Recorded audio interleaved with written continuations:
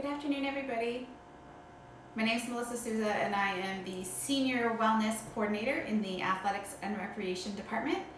And today on Be Well Live, we are going to be talking about triathlons. So we're going to basically touching on all the beginner pieces of triathlon. So we're going to talk about the different distances. We're going to talk about the gear and then kind of what race day kind of looks like and setting up for that. So kind of debunking some of the myths, I guess, as we go along too. And I know a big thing for beginners is like the gear and what do you need. The training part we won't really necessarily get into, but I can give you some resources at the end. That will for beginners. So this is just a beginner kind of talk through if you're thinking about doing a triathlon. And just so everybody knows, a triathlon is a multi-sport. So it is a swim, bike, and a run. So one of the great websites that I love is Multisport Canada. That is the series that I've raced in, and I've done a few now, and I kind of feel like I've learned from every single one as I go in regards to gear and training and what works for me. So when it comes to training, that's why I didn't really want to talk about training today, because it'll depend on what length of race that you choose to do, and it would also depend on your strengths in each sport. So let's kind of go through just quickly the different lengths of each section of our triathlon. And a good one to start off with if you're thinking about doing your very first one and you're nervous is a try. So they've started to do these throughout these series because there's so many people that would love to try one, but they're nervous, especially about the swim, it seems, or it's not having the gear and not wanting to invest in the pieces in case they don't love the sport and don't want to continue on. So what can you do about that? You can do a try, and you don't need a road bike or a triathlon bike to do a try or a sprint even. I think if you did anything longer than that, you might want to invest in one, but you can do a try no problems, because it's a 375 meter swim for a try and a 10K bike and a 2.5K run. So they'll always be in that order: swim, bike, run.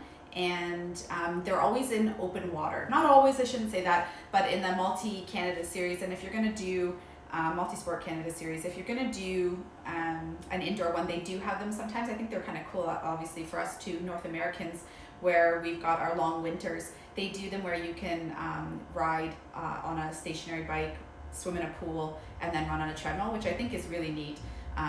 But I've never done one of those. So I'm talking about an open water outdoor triathlon today, and the best gear for that, and some of it will be kind of training gear as well. But and so I've done a sprint length when I've done mine. I haven't ventured into any of the longer lengths yet.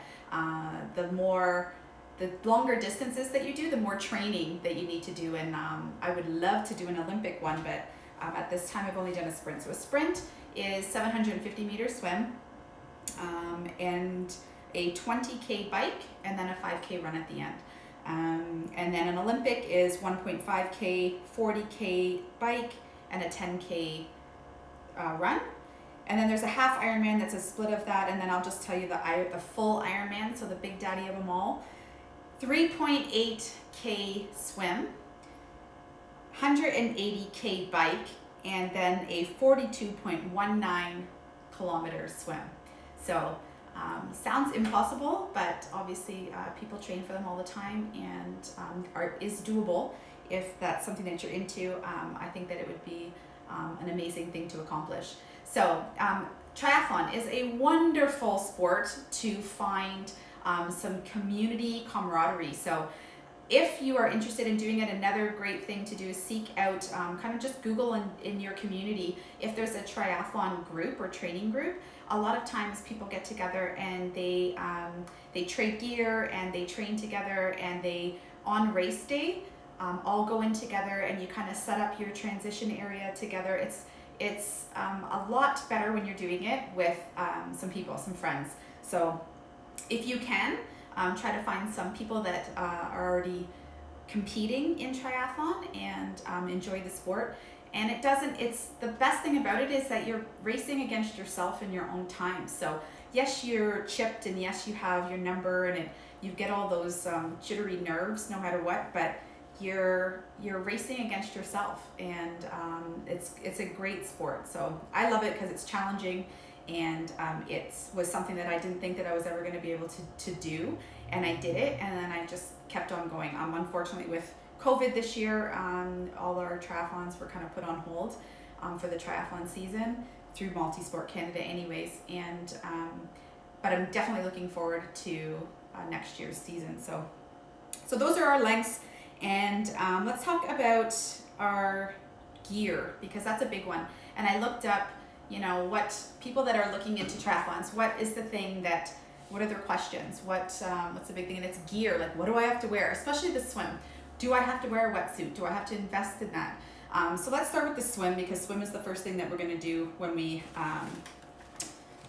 start our race. So obviously, when you're doing your training, you're going to need some sort of like sport bathing suit. So I train in this bathing suit, and it's just like a Speedo style, training suit. And because all of my training is done indoors, so I don't have to do my triathlon suit while I'm training in a pool. But if I was doing it in outdoor open water, some people, you may be close to a lake where you can do that and practice that. That obviously is your best bet, because there's nothing that can prepare you for an open water swim if you haven't done one yet. No matter how much swimming, and it can build your confidence in your swim and your ability to stay afloat, if you will, and race through the waters. But being in an open water, at the darkness of it, and just being with a group of people where you're all swimming together, and you're swimming towards boys, but you're swimming in a group of people, and you don't get that in a lane swim when you're practicing. So it's very, very different, but still, I think that's the biggest thing, is that the swim is the scary part. I hear that from everybody. So what you need for the swim when you get on race day is one of these. So it's a triathlon suit. This is for females. They have them for males as well. This is a female version because it actually has a built-in bra. So this zips up, so you don't need all these different pieces, because a lot of women worry about, do I wear a sports bra underneath my swimsuit? What can I wear? So this is your swimsuit, basically. This is your whole suit. You're running, you're swimming, biking, and running in this. So it's got a built-in bra, so when you're running, you're all good. It's got a T-back, and it also has a chamois. So a chamois is a padded seat when you're racing in bikes. It has a very slight one, so it won't weigh you down. A proper chamois in bike tight will have a lot of padding in it, because typically you'd be going for longer distances. But this has a little bit of one, so that when it's wet, it's not weighing you down. So these are in the male version of these as well. You can also get for males just a trunk version. So I've seen males where they'll still wear the triathlon bottoms. So it's basically same lengths. It has the chamois inside, but then when they go to bike and run, they'll pull on a shirt, a t-shirt, a dry fit, something like that. Some guys that want to keep their transition times down and don't want to be changing, and even in putting on a t-shirt, they'll run in these. So they look similar. Obviously, the men's versions do not come with the bra, but this was a big thing for females. What do I have to wear, and what am I wearing underneath? So it's all built in. You wear it throughout the whole race. So this was that is my triathlon suit that I would wear. And then obviously other things that you need for when you're swimming are your goggles. So typically you would buy outdoor goggles. They would have reflectors. It's basically like sunglasses for the pool. So your indoor ones wouldn't quite be the same as your race day ones, but you really have to practice with all your gear. The point is when you're practicing, even if it is in the pool, that you do try out your gear before you get on to race day and haven't practiced and don't know what they look and feel like. Typically, some angle on your swim, you'll be swimming towards the sun, so you don't want to be blinded, especially with the open water reflection.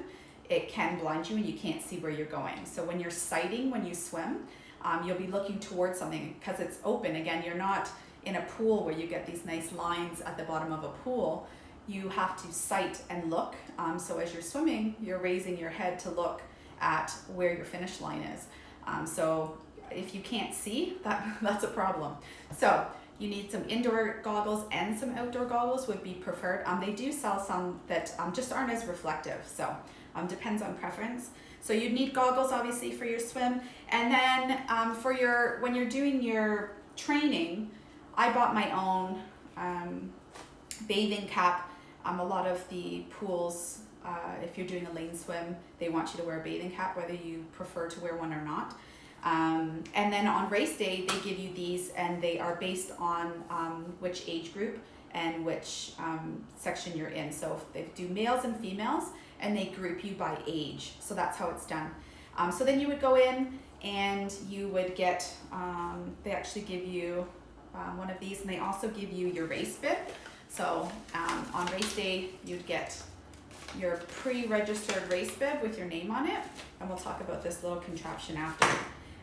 So they would give you, and your cap again is based on where you're racing, what age group, and whether you're racing with the males or the females. So these were just some of the ones that they gave you. And then that's a way for them to keep track of us as well while you're swimming, and it's for safety reasons so that they can see us.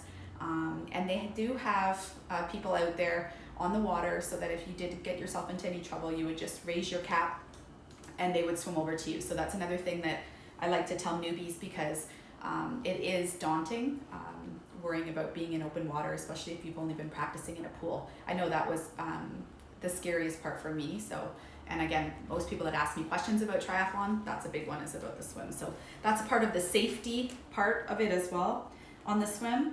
Another big thing is wetsuit. So people ask, do I need to purchase a wetsuit? Again, they're not cheap pieces, and I get that. My first triathlon, I thought, I did Wasaga Beach. So a lot of us have been to Wasaga Beach and swim at Wasaga Beach. And I thought, I swim at Wasaga Beach all the time, and it's not cold, and it's in August, so how cold could it be? Well, it was freezing, and I just had my training bathing suit. And there's a lot of people that don't have wetsuits, but boy did I need one that day. It's probably the only one that I've done where I really, really needed it because of temperature. So there's another reason why one might need a wetsuit. It's not necessarily just temperature. It actually does keep you more buoyant. So there's more buoyancy to yourself when you are in one of these and out on the water. So I think he's turned inside out. Yeah, he is. So I got myself one that is sleeveless. So it's like a tank style. And they are thick. They are difficult to get into.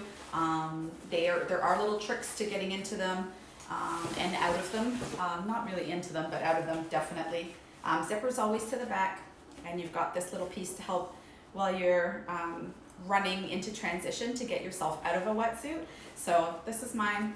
It comes up like this, and you have it on here. And I bought myself a sleeveless one because for me, when you're swimming and coming around every time, I read over and over that it's very uncomfortable when you have longer sleeves. So I was going to suck up the cold from the arms just so that I could get a better reach on my swim.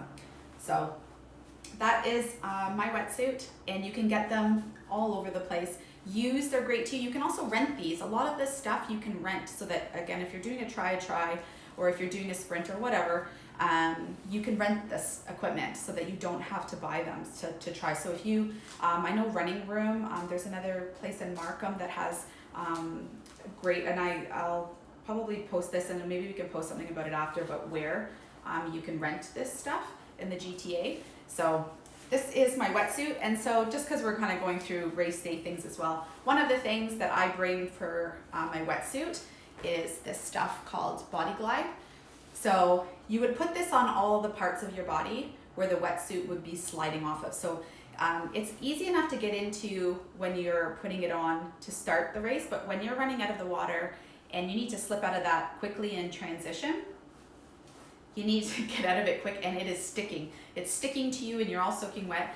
So this glide stuff, I put it around anywhere that may cause any sort of chafing. So any chafing here around the armpits and the neck area, because the neck is quite high and it has Velcro here, so you have to be careful. So glide just helps to keep this from sticking to the body and then causing chafing. So I put that also. The trick is that on the bottom, once you have this on, you can see it all over the bottom of my legs. So this would be around my ankles, and you slather and lather it all up on the bottoms here, so that when you pull it inside out and slide it down, this part is now inside out and it slips off your feet, because that's the biggest part, is trying to get your feet out of these when they're soaking wet and it's so tight on the body.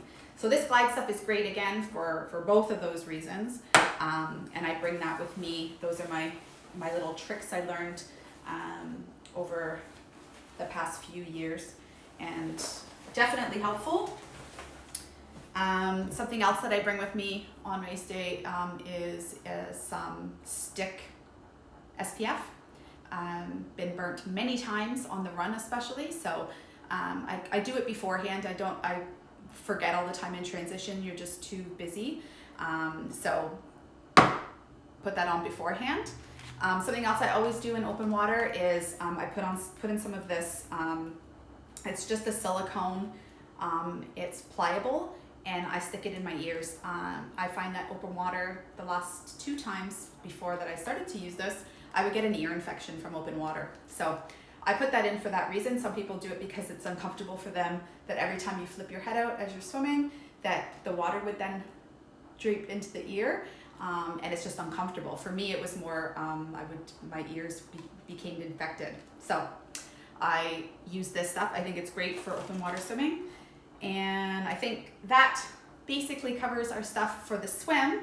Onto the bike, behind me, I have, this is just kind of training gear. You do not need this. For the first 2 years that I did it, I trained in my tri-suit because it had that chamois in it, and it was so tiny and little, but it was something. It was better than just a pair of shorts. So then I went out and bought myself, after a few years, a proper cycling bit, which actually they all come with these pockets and all these really cool things. It makes your the cycle training much more comfortable. So on sale, you can get them for a good deal, and they have them everywhere. And then I got myself proper cycling shorts. So the chamois that's inside your tri-suit is way different. This is the one that's inside. It looks like a bike seat. It is super, super thick. I think you can see the thickness here. Makes it look silly, but you don't care, because when you're on the bike for 20K plus in training days, this is super helpful. So it's nice and padded, and again, you only really need one set. When you're doing a multi-sport, you're not training the bike every day. So for me, one set of this stuff for training was just fine. You're training basically, because there's, you need a rest day as well. So the training you would really be doing probably each sport 1 to 2 times a week tops. So a lot of people like to focus on the swim because they're not as comfortable with the swim. So I typically would train the swim at least a couple times a week, and then the other 2 depending on how my body felt. So, but less than a couple times for sure. So on race day, big thing, helmet. In transition, they don't even let you touch your bike unless you have your helmet on. You can be disqualified from the race. If you try to run out of the transition area without a helmet on, you can be disqualified, and or they'll dock you some time. So they will tell you to go back to your spot and put your helmet on. So helmets are huge. And then this is my road bike. So I brought it into my house. You don't need one. You don't need a road bike, and especially if you're just starting out. I had a hybrid, and I rode that to start. So you don't need to get yourself a road bike. And when I did get this, I hopped on Kijiji, and I found myself a cheap road bike. They can get crazy expensive. I'm sure you've seen in triathlon too, aero bars, where it just makes it for a more comfortable ride. I think that for my next triathlon purchase, that's going to be it. It's just more comfortable. So that's really the only difference. You're just getting yourself into a more aerodynamic seat, I guess. You're making yourself more aerodynamic on your bike. That's the point of them, and it is a more comfortable ride. So you're doing more of a lean over. So you've seen people that where they're riding and they're here. So that would be my next big one. And obviously you need your water with you. So I've got my water bottle on there. So then other than that, for the bike, as soon as you get out of that swim, you're putting this on, and that's where this clip comes in. So this clip is already, you've got this in your transition waiting for you in your transition area. This would be where all of your gear would be, and you just kind of have it nicely piled out. You can actually Google what transition areas look like. They don't look as messy as this. They usually look nice and situated. A towel is a big one that's there when you come out of the water before you slip into your socks and shoes, and your cycling clips. Some people, I don't have them yet. That may be my next purchase. I just wear my running shoes. So I jump into my running shoes and jump on my bike. A lot of people have cycling shoes and they clip into their road bikes and or tri-bikes. So if you have those, then you don't necessarily need to use a towel as much, but a lot of people ride in those without socks because that just saves them time. So they have their shoes already clipped into their bike so that they can just run out, and they hop on their bike and then slip their feet into the shoe. But you'll need this. So again, it's one of those things that you'll be disqualified, and they'll tell you to go back to your transition area if you don't have it. So it's just a clip on the bike. They allow you, some of them allow you to ride it back to front because it's more comfortable. You get a lot of wind, and this is all you hear the whole race, and it's really annoying. So make sure you get yourself a clip because you need it to be. This is something they don't give you, the clip. So you need the clip to hold your race bib, and they give this to you when you arrive with your cap. So obviously it has your name and whatnot on it. So the other thing that I bring and I don't have here for when you're transitioning is gels. So it's just a little boost that you can bring with you while you're transitioning and running out. A lot of people you just kind of rip off and squeeze. It's just calories. It's getting energy into your body to carry you through the next wave. So gels are a great thing. They sell them at Sport Check all over the place. Just something quick and squeezable, and that's liquid. So something that tastes good is always nice as well. But sometimes you're not so lucky in that department. So that's the bike. And then moving on to the run. So really you just bring with you what you would normally run with. So you're gonna pull off your helmet. You're still gonna have your bib on you. And I brought my socks here because running socks are important to me. If I'm running and I start getting blisters, and because my feet are wet, that's why I bring my towel too. That was a big piece for me. So proper running shoes. I've got my running shoes here. I find that a proper running shoe is key, especially if you're training for something like this. If you're doing any sort of running where you're running multiple times a week, a proper running shoe is good. And you can go to these running stores and they'll give you your gait and tell you which style of shoe works best for you and how your foot falls. So I highly suggest hopping out and getting your gait checked and then buying yourself some proper running shoes. I always have a running hat. It's usually really hot. I usually have sunglasses as well, sports sunglasses. I couldn't find them, I've just moved. So they're somewhere, but they are a fantastic thing to have with you as well. And then again, if you're a guy and at that point you want to throw on your shirt, you can also change up a shirt at that time if you want. But whatever you normally run with, just a point, you cannot run with headphones in. So there's no music. A lot of people that train for triathlon train without their headphones in and without the help of music because when you're racing, you're not allowed. And you are allowed to have something on you that does give you your times and tells you where, you can have like these types of things on, but you're not allowed to have the headphones. So I always have my Garmin on that's giving me my split times and telling me how fast I'm going. And that's basically, I think, all the gear. I think I've covered all the gear.